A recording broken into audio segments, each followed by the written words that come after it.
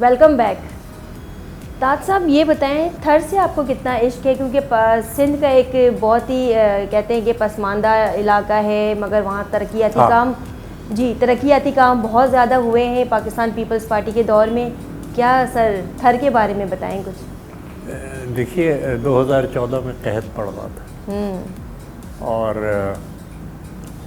مجھے کہا گیا کہ آپ وہاں جائیں، اور میں نے اس کو بہت بڑا موقع سمجھا، اور میں نے قیادت سے یہی کہا، اور محترم چیف منسٹر قائم علی شاہ صاحب ہمارے محترم نظامہ نے، میں نے کہا جی اگر تھر کو ہم بدل سکتے ہیں تو پورے پاکستان کو بدل سکتے ہیں. کیونکہ وہ پسماندہ 2 سال تک ہمیں مفت گندم 16 لاکھ کی آبادی میں سے 13 لاکھ کی آبادی کو وہ ہم نے دی تاکہ ایک وقتی طور پہ ان کو سہارا ہو جائے. لیکن اس کے بعد جو تھر کی معدنی دولت تھی کول، وہ اس دوران ہم اوپر لے گئے. ہم اپنی ریورس آسموسس پلانٹس کے ذریعے کوئی 800 کے قریب ہم نے لگائی. پینے کے پانی کا مسئلہ جو تھا وہ وہاں پہ حل کیا، اور اس سے ایک بہت بڑی تبدیلی آئی ہے. وہ خواتین جو کہ میلوں دور سے جاتی تھیں اور 200 فٹ سے نیچے سے پانی نکالتی، اور ایک عورت اس کو کھینچ بھی نہیں سکتی تھی، 3-4 عورتیں مل کے اسے کھینچتی تھیں. اور پھر اس پانی کو کہ جو پینے کے لیے مناسب بھی نہیں تھا وہ سر پہ رکھ کے، اور 3-3 4-4 ہمارے دوست تھے سائل آزاد، 6-7 زبانوں میں شعر کہتے تھے. اچھا. تو جب میں تھر سے پہلی دفعہ واپس آیا تو انہوں نے مجھے ایک ہائیکو سنائی. کیا سنائی سر؟ ہائیکو اپنی 3 مصروں والی. اچھا. اور وہ تھی صحرا کی دختر، صحرا کی دختر، خالی گاگر سر پر آگ اگلتا تھر.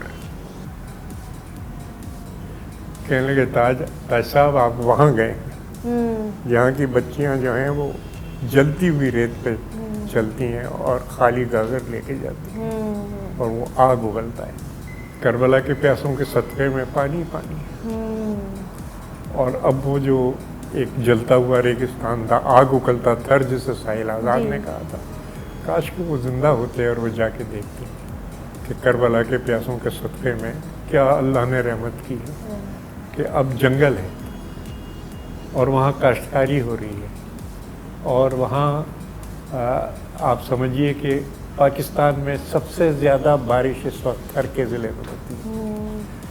جس وقت ایک طوفان کراچی کی طرف آ رہا تھا تو کراچی سے 200 کلومیٹر پہلے وہ تھر کی طرف مڑا، اور 14 گھنٹے طوفانی بارش تھر کے اندر ہوئی. پرندے ہمارے بہت سے تلف ہوئے اس کے اندر، اور پھر وہ آگے راجستھان بڑھ کے گئے. اتنی طوفانی بارش تھی کہ اگر 6-7 گھنٹے وہ کراچی میں ہو جاتی تو کراچی کو سنبھالنا بہت مشکل ہو جاتا.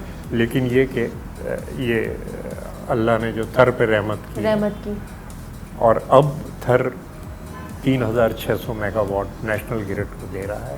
بے نظیر بھٹو صاحب نے، انہوں نے یہ اس زمانے میں وہ ڈسکور ہوتا، اور فوراً ایک کول ڈیولپمنٹ اتھارٹی یہاں عبداللہ شاہ وزیر اعلیٰ تھے بنی اور کام شروع کیا تھا.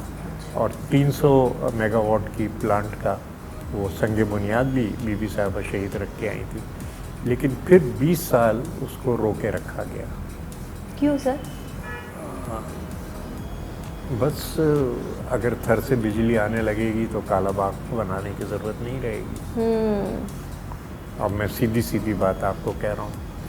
تو یہ تمام چیز جو تھی، اب بھی جو تھر میں 3600 میگا واٹ بن رہے ہیں وہ سندھ کے اندر خرچ نہیں ہو رہے. ہم جو اس وقت بھی، یعنی میں مٹھی میں ہوتا ہوں، وہاں لوڈ شیڈنگ ہوتی ہے، اور مجھ سے 20 کلومیٹر دور پاور پلانٹ ہے جو کہ 1320 میگا واٹ بنا رہی ہے. اور وہاں پہ لوڈ شیڈنگ ہے کیونکہ ہمیں وہ اس حق نہیں ہے اس بجلی کو خود یوز کرنے کا. تو ہم نے ایک 150 میگا واٹ کی سولر پارک. تو سر وہ بجلی کہاں جا رہی ہے؟ وہ بجلی نیشنل گرڈ میں جا رہی ہے اور فیصل آباد. تو ہم نے پھر ایک 150 میگا واٹ کی سولر پینل لگائی، اور اس کے ذریعے ہم 100 یونٹ مفت اسلام کوٹ کے اندر اس وقت دے رہے ہیں جو غریب ترین ہمارے گھرانے ہیں ان کو. تو پھر جس وقت کی یہ بات ہوئی کہ ہم نے کہا بھائی یہ اتنی بڑی دولت ہے، آپ $400 فی ٹن کے حساب سے کوئلہ آپ درآمد کرتے ہیں، تو ہمیں موقع دیجئے کہ ہم تھر کا کوئلہ لے جائیں، اور اس کے لیے ریلوے لائن کی ہم نے فیزیبلٹی بنائی، پوری ہر چیز تیار کی کہ ریلوے لائن کے ذریعے ہم 2 سال اس مسئلے کو لٹکائے رکھا، اور خود اسحاق ڈار صاحب سے جو بات چیت اسٹینڈنگ کمیٹی کے اندر، میں کہا ڈار صاحب بسم اللہ کیجئے، 5 بلین ہم ڈال دیتے ہیں، 5 آپ ڈال دیتے ہیں، باقی ہم بینک لون لے لیں گے، نہیں ہو سکتا۔ میں نے کہا جی ٹھیک ہے، مجھے اندازہ ہے کہ آپ کی کیا مشکلات ہیں۔ ہفتے بھر کے بعد یہاں سید مراد علی شاہ نے کیبنٹ میٹنگ کے اندر اناؤنس کیا کہ ہم ریلوے لائن سندھ اپنے پیسوں سے بنائے گا۔ پہلے ہم ایئرپورٹ اسلام کوٹ کا جو بختاور ایئرپورٹ ہے ہمارا، وہ بھی سندھ حکومت نے بنایا، کہا جی ہم اپنے ریلوے لائن بنائیں گے، اور ہم نے جو قیمت رکھی کوئلے کی وہ $30 فی ٹن تھر کے ضلع کے اندر، اور $37 فی ٹن پاکستان میں ہر جگہ، کتنا ہی فاصلہ ہو، ہم $37 کا لیولائزڈ پرائس ہمارا ہے۔ تو اگر $37 فی ٹن میں کوئلہ جو ہے وہ سپلائی کیا جا سکتا ہے آن سائٹ، تو پھر یہ کون عقل مند ہے جو $400 کا باہر سے منگا رہے ہیں اور فورن ایکسچینج اس کے اوپر خرچ کر رہے ہیں۔ اور انشاءاللہ کوئی 8-10 مہینے کا کام ہے، اب انتخابات کے بعد اگر حکومت آتی ہے تو ہم یہ کر کے، اور یہ ہم سپلائی جو ہے اس وقت ہم 13 ملین ٹن فی سال کے اندر وہاں سے نکال رہے ہیں کوئلہ۔ اگر باقی جو کوئلے پہ چلنے والے بجلی گھر ہمارے ساتھ آ جاتے ہیں، اور ہم ایک 10-15% کوئلہ باہر بھیجنے برآمد کرتے ہیں، تو ہمیں 40 ملین ٹن اس کی پیداوار لانی ہوگی۔ لیکن وہ بہت آسان ہے، مائنس تو بنی ہوئی ہیں، بس باٹم پہ جا کے جو پٹ ہے اس کو تھوڑا سا چوڑا کرنا ہے، اور ہم 40 ملین ٹن جو ہے وہ وہاں سے پیدا کریں۔ سر بھٹو صاحب کی اور بلاول صاحب کی سیاست میں کیا فرق ہے؟ نہیں، جو سیاسی اصول ہیں وہ وہی ہیں، لیکن اب نئے مسائل پیدا ہوئے ہیں، اور جو ہماری بھٹو صاحب نے بھی ایک بہت مشکل حالات میں ملک کو سنبھالا تھا، ملک ہمارا ٹوٹ چکا تھا، اور قرضے ہم بنگلہ دیش میں جو صنعتیں تھیں ان کے بھی ادا کرتے رہے تھے، 1.5 سال تک ہم نے وہ قرضے بھی ادا کیے۔ لیکن ذوالفقار علی بھٹو صاحب نے جو سلسلہ شروع کیا وہ یہ تھا کہ پبلک سیکٹر کے اندر انویسٹمنٹ کو بڑھایا، اور جی ڈی پی کے 12% تک وہ انویسٹمنٹ لے گئے۔ اس وقت پبلک سیکٹر کا انویسٹمنٹ جو ہے وہ 2% سے بھی کم ہے، جس کی وجہ سے ہماری جو یونٹ پیداواری صلاحیت جو ہے وہ بالکل گر گئی ہے، ہمارا ریونیو گر گیا ہے، ٹیکس گر گئے ہیں۔ تو اب ہم پبلک پرائیویٹ پارٹنرشپ کے تحت، تھر کا منصوبہ بھی وہ پبلک پرائیویٹ، اور وہ اس لیے کامیاب ہے کہ 54% ایکویٹی خود حکومت سندھ نے ٹیبل پہ رکھی، اور اس کے بعد نجی سیکٹر ساتھ آیا کہ بھئی حکومت اگر اتنے پیسے ڈال رہی ہے تو یہ پروجیکٹ کام کیے، نجی سیکٹر نے پیسے ڈالے، اور جس وقت پروجیکٹ پہ کام شروع ہوا تو باہر والوں نے دیکھا کہ بھئی یہ تو پروجیکٹ پہ کام شروع ہو گیا، ایک 40-50 میٹر جو ہیں یہ نیچے بھی جا چکے ہیں، تو پھر وہاں لائن لگ گئی بیرونی سرمایہ کاروں کی۔ جو ان لوگوں کا فلسفہ ہے وہ یہ ہے کہ بس ٹرک کے پیچھے، بتی کے پیچھے دوڑتے رہو کہ جی جس وقت بیرونی سرمایہ کار آئے گا اس وقت اس ملک کی حالت بدلے گی۔ نہیں، آپ کو سرکاری شعبے میں انویسٹمنٹ کرنی ہے۔ تو ہمارا یہ جو مینیفیسٹو ہے اس کے اندر سرکاری شعبے کے انویسٹمنٹ کو، جیسے اب ہماری اسٹیٹ اونڈ انٹرپرائزز ہیں، ایس او ایز ہیں، ان کو ہم نجکاری نہیں کر رہے، ہم نجکاری کے ہمیشہ خلاف نہیں۔ اس وقت بھی کوئی جو 95 انڈسٹریز جو تھیں ان کی نجکاری کی گئی تھی وہ سب کی سب بند، تو نہ ریونیو آ رہا ہے، نہ روزگار مل رہا ہے لوگوں کو۔ تو ہم ان کے اندر بھی سرکاری شعبے سے کچھ پیسہ ڈال کے، کچھ بینکوں سے پیسہ ڈال کے، اور ان کا مینجمنٹ اچھے ہاتھوں میں دے کے، جو اس میں ایکویٹی بھی ڈالیں، وہ ہم ان کو اٹھانا چاہتے ہیں۔ اسی طریقے سے کوئی 8000 کے قریب صنعتیں نجی شعبے کی ہیں جو کہ بند ہیں۔ اچھا، اب فیکٹری بند ہے لیکن وہ زمین تو وہیں کی وہیں ہے، وہ بلڈنگ بھی وہیں کی وہیں ہے، مشینری چلیے ناکارہ ہو گئی، کباڑیوں کو بلائیے بیچ دیجیے، لیکن وہ زمین اور وہ بلڈنگ بہت بڑی ایسٹس ہیں. تو وہاں جو ہے وہ حکومت کی طرف سے سرمایہ کاری کر کے اور جن بینکوں کا لون ہے ان کو پارٹنر بنا کے ہم ان صنعتوں کو پھر سے چلانا چاہتے ہیں. ٹھیک ہے، آپ نے ایک خاص لگائی تھی وہاں پہ، وہ نہیں چلی، دوسری لگا لیجیے وہاں پہ، نئی پلانٹ ڈال کے، ماڈرن پلانٹ ڈال کے.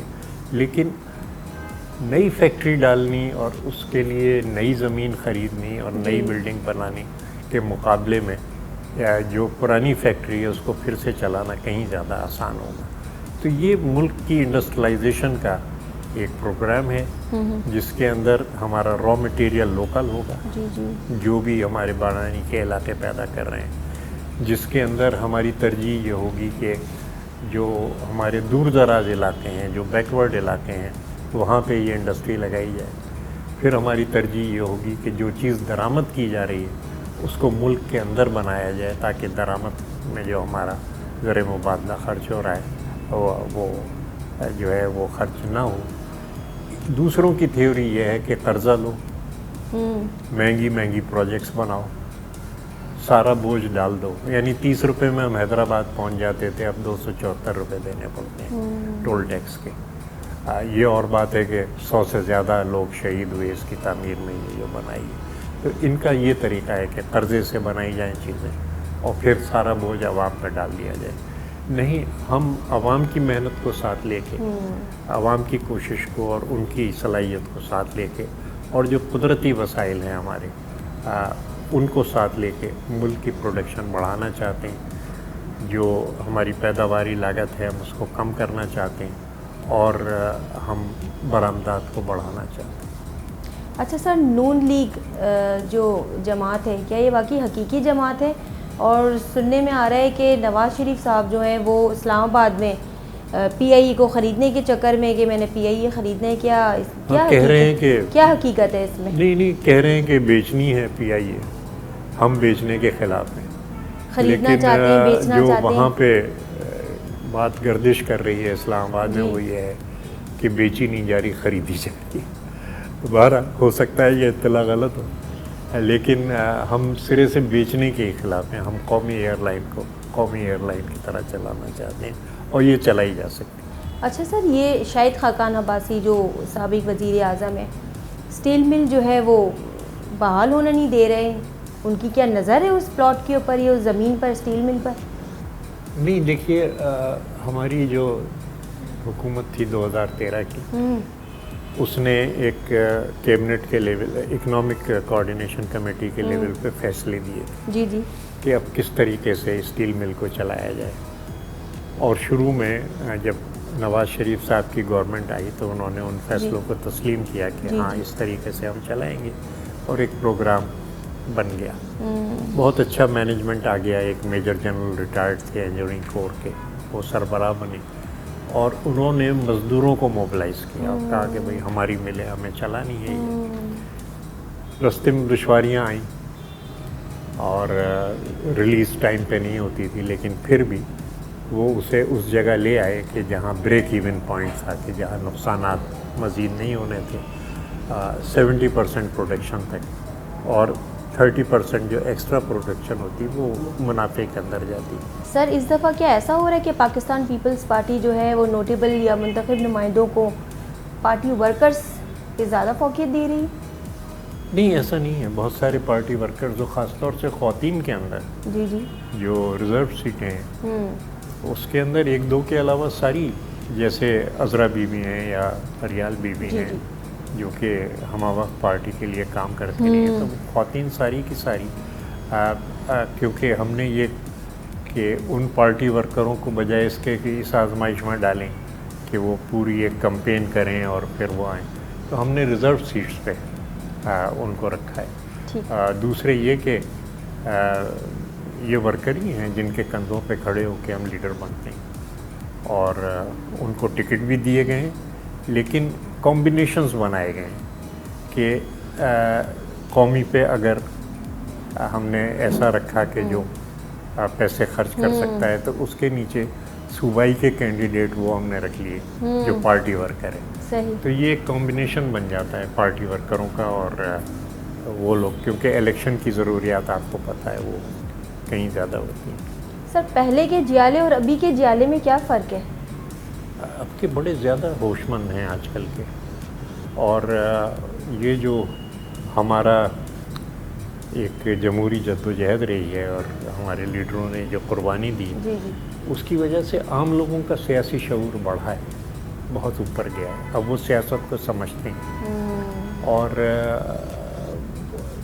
یہ شعور جو ہے، میرے والد صاحب مرحوم جس وقت آخری وقت تھا، جی جی، انہوں نے مجھے کہا کہ کانشسنس از irreversible، کہ اگر ایک سطح پہ پہنچ گیا تو وہ وہاں سے واپس نہیں آئے گا، وہ اور بڑھتا جائے گا. تو آج کا ووٹر بھی اور آج کا سیاسی کارکن دونوں جو ہیں وہ کہیں زیادہ باشعور ہیں. تو وہ جو ایک 70s کا ایک جذباتی لگاؤ تھا لیڈرشپ سے اور پارٹی سے، تو وہ جذباتی لگاؤ اپنی جگہ ہے، لیکن اب ایک شعوری طور پہ، یعنی ہم کہیں کہ جی یہ بجٹری ڈیفیسٹ سے انفلیشن آتی ہے تو وہ سمجھ جاتے ہیں. یعنی پہلے ان کو یہ نہیں تھا، کہ مجھے خود نہیں تھا، میں بھی نیشنلزم کی بات کرتا تھا. میرے جو پہلے خطوط ہیں اس میں نیشنلزم کی بات کی ہے. میں نے شہید کو کہا کہ جی نیشنلزم ہمارا سلوگن ہے. تو انہوں نے کہا کہ پھر جا کے ہٹلر والی نازی پارٹی بنا لو، وہ بھی نیشنلسٹ تھی. بالکل ایسے ہی. اور کہنے لگے ہمیں اس کا مقابلہ کرنا ہے اور سوشلزم کو لے کے آنا ہے. نہیں تو میں ڈر رہا تھا اس وقت، تو خیر عمر ہی میری 21-22 سال تھی، جانتا بھی کچھ نہیں تھا. تو میں یہ کہہ رہا تھا کہ بھئی سوشلزم اور تجربہ وہ تھا انڈر گراؤنڈ کام کرنے کا. میں نے کہا سوشلزم کی جو مذہبی حلقے ہیں ان کی طرف سے بڑی مخالفت ہے، تو ہم ابھی سوشلزم کی بات نہ کریں، نیشنلزم کی بات. شہید بھٹو نے کہا ٹھیک ہے پھر ہٹلر والی پارٹی بناؤ. تو وہ تو نہیں ہے، اس کے تو ہم خلاف ہیں. سوشلسٹ پارٹی کا اس کا زمانہ ہے، اور وہ چیز انہوں نے ایکسپلین کی اپنی اس تھیسس میں، وائی اے نیو پارٹی. جو چلتے ہیں چھوٹی سی بریک کی طرف.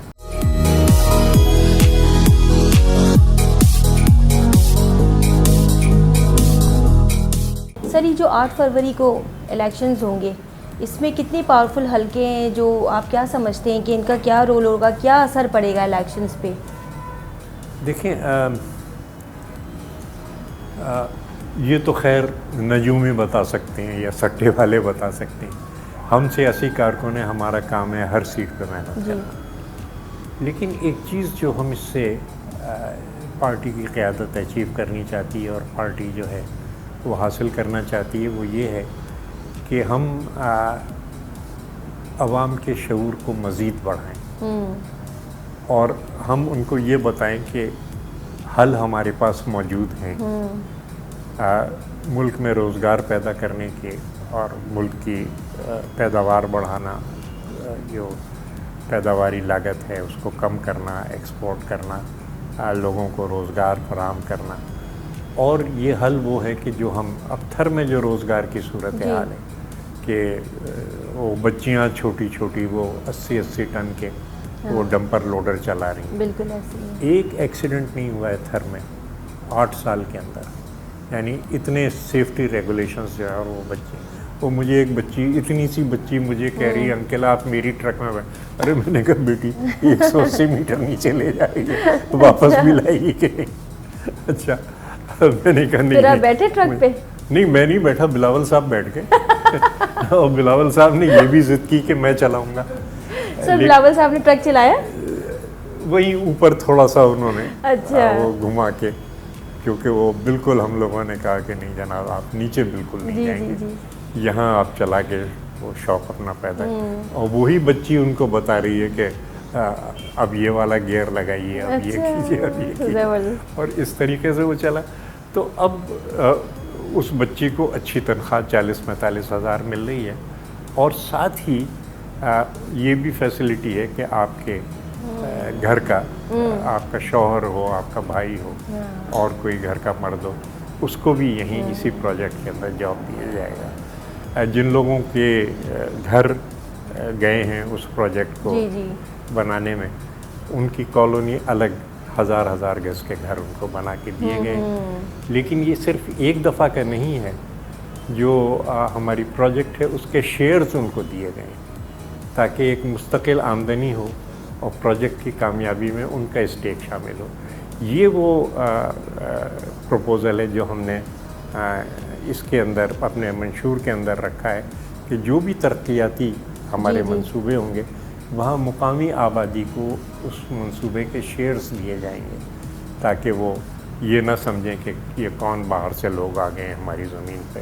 وہ سمجھیں کہ یہ ہماری پروجیکٹ ہے, ہماری زمین ہے اور اس سے ہمیں مستقل آمدنی ہوتی ہے. سر تھوڑا آپ کی ذاتی زندگی کے بارے میں سوال پوچھنا چاہوں گی اگر آپ کی اجازت ہو. سر آپ نے کافی طویل عرصے کے بعد شادی کی بغیر شادی, تو سر آپ نے پورا اپنی زندگی جو ہے پارٹی کی طرف اپنی زندگی وقف کر دی, کیا وجہ تھی سر؟ نہیں, وہ جس وقت یہ ضیاء آئی تو ہماری بیگم کہنے لگی کہ انہیں پورا یقین تھا کہ میں تو گیا. ہاں, تو وہ ان کے والدین وہاں فرانس میں تھے تو وہ ہماری دونوں بچیوں کو لے کے وہ وہاں چلی گئیں اور ماشاءاللہ اتنی اچھی تربیت و پرورش انہوں نے کی کہ دونوں بہت ہی مطلب ہائیسٹ ڈگریز ان کے پاس ہیں. اور مطلب آمنہ مجھ جیسے 100 سینیٹر خرید کے پھینک سکتی ہے. وہ کارپوریٹ سیکٹر کی فرانس کے سب سے بڑے بینک کے اندر کارپوریٹ سیکٹر کی اس وقت انچارج. زبردست.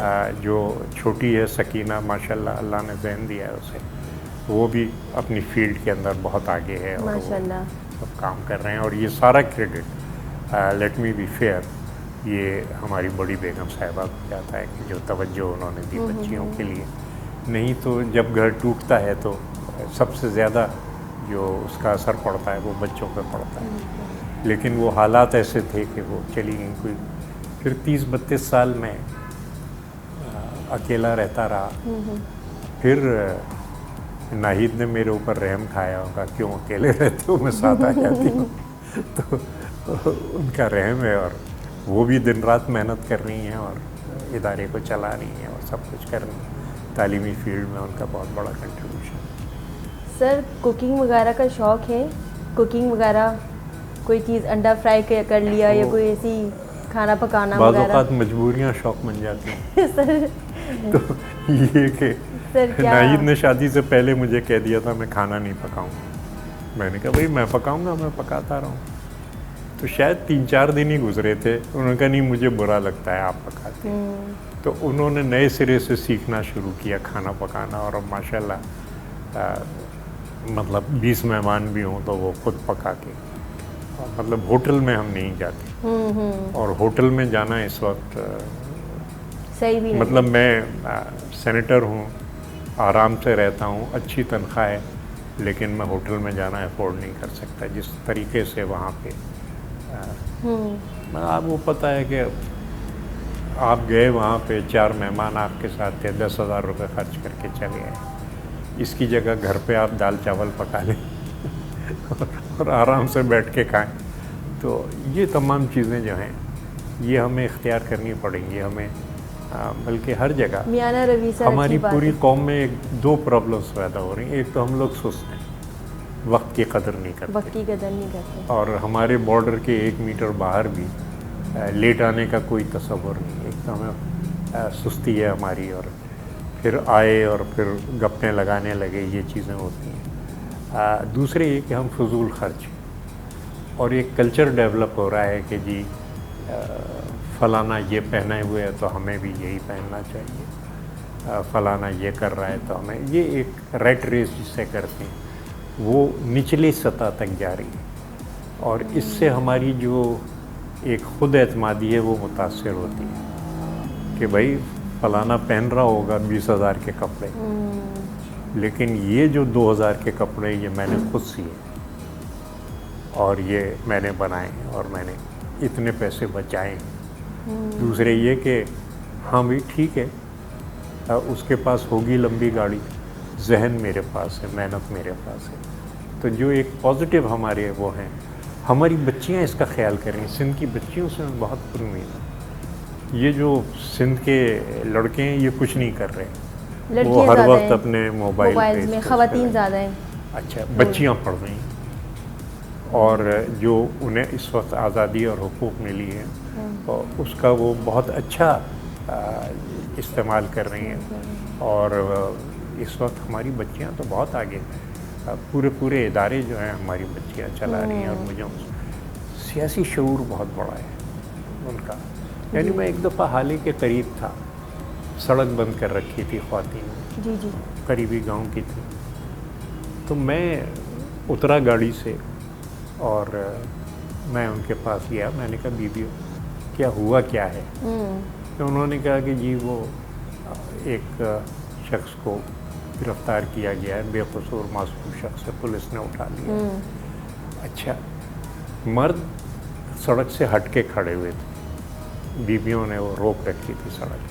تو میں نے کہا میں ابھی پولیس کو کہتا ہوں. ایک ہوگی 16-17 سال کی بچی, وہ مجھے کہہ لی تاج حیدر تمہاری پارٹی کا آدمی ہے, تم کیا کہو گے, یہ تمہاری پارٹی نے کیا ہے, جاؤ اپنی گاڑی میں ادھر جا کے بیٹھو, سڑک بند ہے. میں نے فوراً ایس پی کو کہا, میں نے کہا کہ خدا کے بندے کس کو اٹھا لیا, بے قصور کو؟ کہہ لے ہاں سے تو بے قصور ہے. میں نے کہا لے کے آؤ ساتھ اسے. لیکن ایک 16-17 سال کی بچی, اس وقت میں سندھ کا سیکرٹری جنرل تھا, چیف منسٹر کا ایڈوائزر تھا, ایک فرعون, جی بالکل, وہ کہے کہ تاج حیدر تم کیا چیز ہو, تمہاری پارٹی کے بندے نے یہ کیا. پھر میں نے اس پارٹی کے بندے کی بھی خبر لی کہ بھائی, اور بلکہ وہ وہاں سے غائب بھی ہو گیا گوٹ سے کچھ دنوں کے لیے کہ بھائی یہ بات. تو یہ بچیوں کی طاقت ہے, یہ ان کا شعور ہے, اور اس کو مجھے بڑی خوشی ہے کہ وہ مثبت سمت ہے. اور نہ صرف سندھ میں یہ ہو رہا ہے بلکہ پورے ملک میں یہ ہو رہا ہے کہ ہماری بچیاں آگے بڑھیں. اور کیونکہ ہماری بچیاں آگے بڑھی ہیں اس لیے مجھے پورا یقین ہے, اور میرے والد صاحب نے بھی جاتے وقت کہا تھا کہ یہ بچیاں ملک کا مستقبل روشن کریں گی.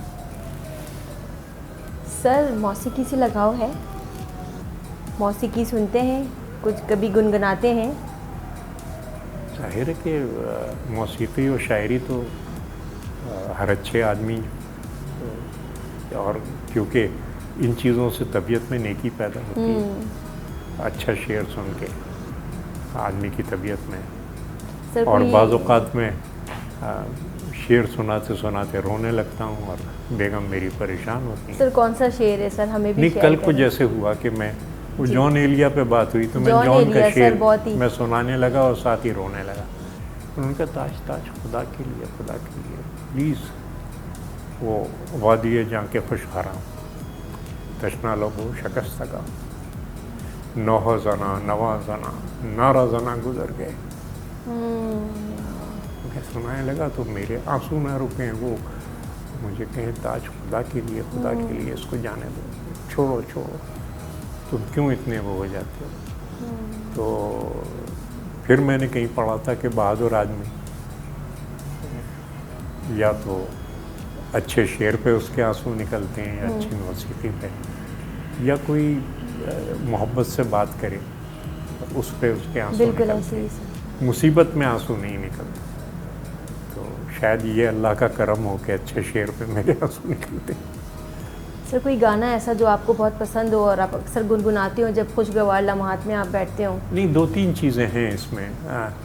ایک تو ہماری فوک موسیقی ہے جس کی جڑیں ہماری زمین میں, اور اللہ مہربان تھے, اللہ کے ساتھ کئی پروگرام کیے تھے. ایک دفعہ ہمارے گھر آ کے ٹھہرے, اور پھر وہ ان کے رات کا ریاض کا وقت تھا, شاگرد بھی ان کے ساتھ تھے. اچھا, اللہ فقیر. ہاں اللہ جی.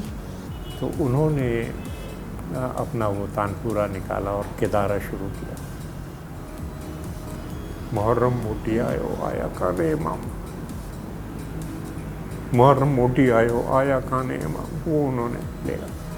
اب ہماری بیگم صاحبہ, بڑی بیگم صاحبہ اس وقت تھی, انہوں نے فوراً ٹیلی فون کرنے دوستوں کو, پڑوسیوں کو شروع کیا کہ بھائی گھر آ جاؤ, ہمارے اللہ ریاض کر رہے ہیں. تو وہ کدارہ ہی چلتا رہا, اور اس کدارے نے ایسا سما باندھا کہ جو لوگ ایک لفظ نہیں سمجھ رہے تھے ان کے بھی آنسو بہ رہے تھے. اللہ سمد بینے ساگر جا چاہے. اب یہ چیزیں جب آئیں تو اب یہ بالکل وہ شام مجھے یاد ہے کہ اب تو اتنا آسان ہو گیا ہے کہ آپ اسے اپنے لیپ ٹاپ پہ لگا دیں, سنتے رہیں. تو رات کو سوتے وقت مطالعہ کیا اور پھر موسیقی سنی. حسین شہید سہروردی کا یہ ذوق تھا, وہ رات کو سوتے تھے اور ٹیپ چلتی تھی. جی بالکل. تاج حیدر صاحب سینیٹر اور پاکستان پیپلز پارٹی کے مرکزی جنرل سیکرٹری اور مینیفیسٹو کے خالق, ان کے ساتھ بیٹھ کے بہت مزہ آیا, بہت اچھی اچھی ہم نے باتیں سنی. اسی طرح ہم نیکسٹ ایپیسوڈ میں, نیکسٹ پروگرام میں ایک زبردست نیکسٹ پولیٹیشین یا کسی سیلیبریٹی کے ساتھ آپ کی ساتھ ملاقات کروائیں گے. تب تک کے لیے سروج جبین کو اجازت دیجیے.